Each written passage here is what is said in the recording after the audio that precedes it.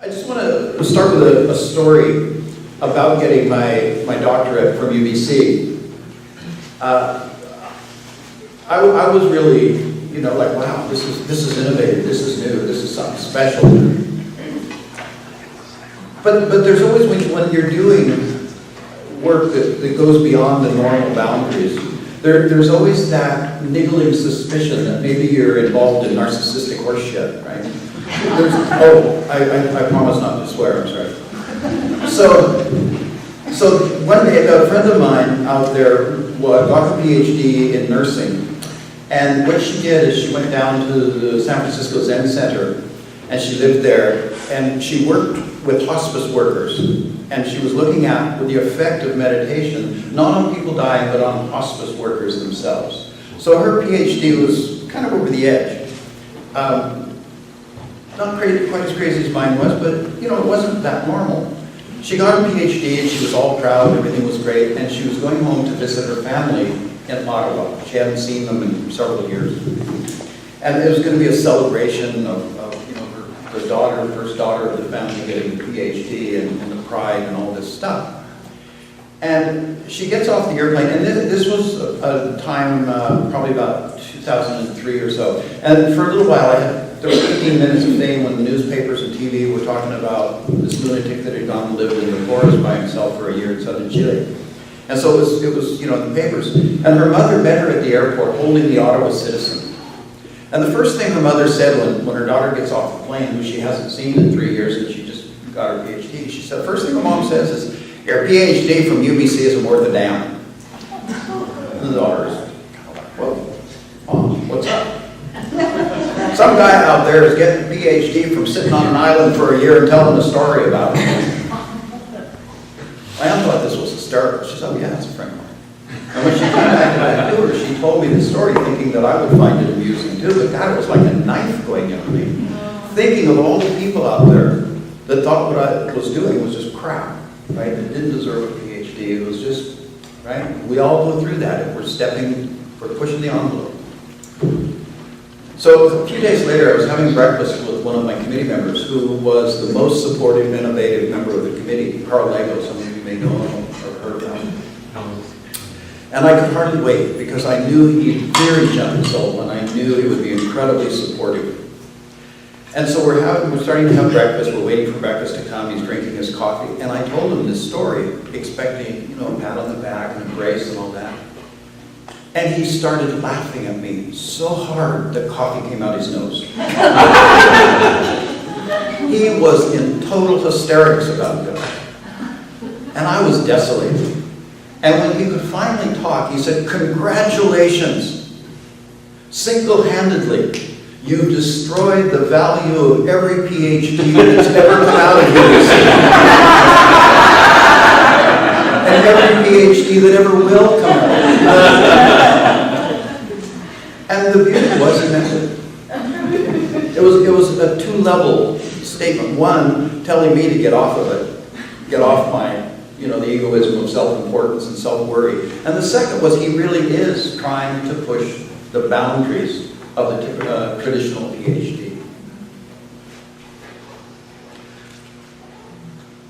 In the conference, we're talking about reconnecting with the earth. And we hear over and over the term nature, reconnecting with nature.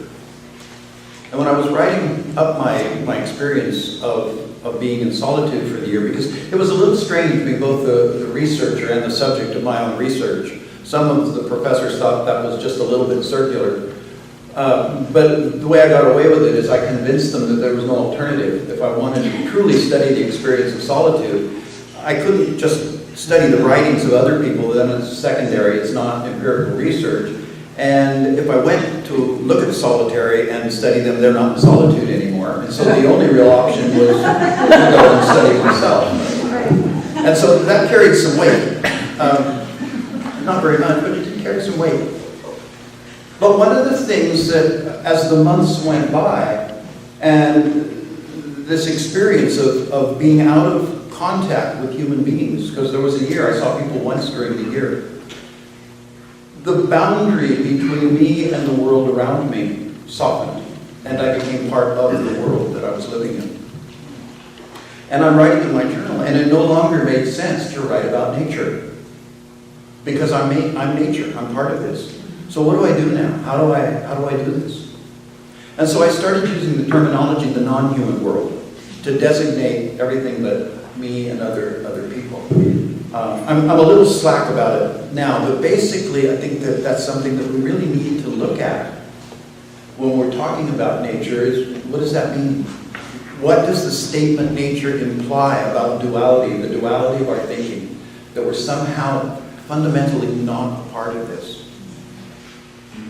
So it's not that we need to reconnect with nature, we need to reconnect with our awareness of our connection, that we're always part of it. We simply can't be away from it. But what I'd like to talk about, my time's not too far over, is death, the shadow, darkness. When we talk about reconnecting with the wisdom of earth, we have to recognize that death and horror and shadow is part of that. There's dissolution, there's rotting. And as we live our lives, we tend to identify with our persona, with this kind of bright and shiny, this is I. And what we do for each other is we hold this persona in place. We send out signals of how I want to be treated, and you treat me that way so that I can maintain this image, this idea of who I think I am. And I'm identified with this. It's not an idea I have consciously, it's who I experience myself to be. And in nature, those signals, those mirrored signals stop coming back. And in that process, you can start falling apart. The sense of identity can begin to dissolve. And the more you're identified with who you think you are, the more terrifying that is, because it feels like literal death. If you can hang on and go through that without going insane, without leaving nature to run back to the buffers and the safety of civilization, you can settle out into a deeper place. It's not stable in the sense of a foundation, but it's stable in the sense of recognizing and experiencing the self as part of the process of life, of being one with all of that. And there's a deep sense of comfort in that. There's also a profound teaching that death isn't something we have to put up with. Death is an ally. Because we can't live fully in this moment until we've died to the previous moment. And this practice of moment by moment learning to die to ourselves, learning to let go of ourselves, is sort of a rehearsal for physical death. And death can lose its sting if we learn to surrender all the way along as we go along.